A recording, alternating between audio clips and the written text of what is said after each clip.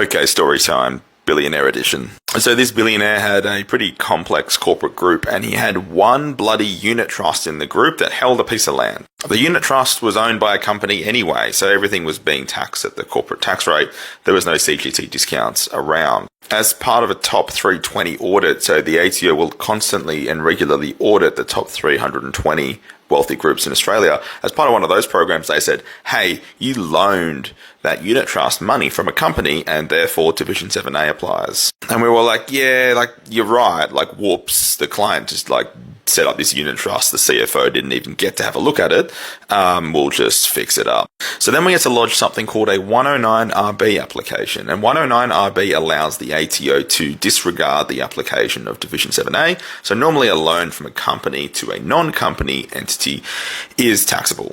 But if you get this 109RB application through because of like a mistake or an inadvertent error, which this was, then you can just make some rectification payments, some back payments, and the ATO will just disregard the whole thing. So the ATO effectively approved our submission contingent on one thing happening.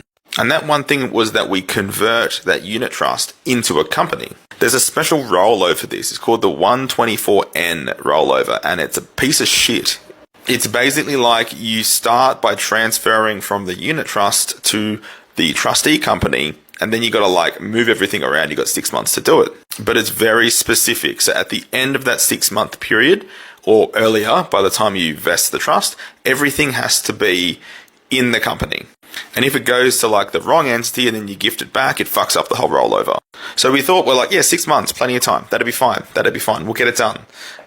Yeah, that shit was complicated. It's like my most hated rollover. If you come to me with a unit trust to convert into a company, I'm going to roll my eyes. I'll do it because it's interesting and it's very valuable for you. But God, it's a pain in the ass, that work. It was really tricky because we had to brief a commercial lawyer to do everything, and he was very skittish because this was a very strange transaction. Anyway, we got that done. It took about 9 months, but we got it all done, and ATO finally waived all the Division 7A liabilities, and we had to make back payments, and everything was fine. Because we converted that unit trust into a company, that loan could stay on foot, and we didn't have to pay any more Division 7A interest stuff on it. Now, these are billionaire tax problems. Stick around for more.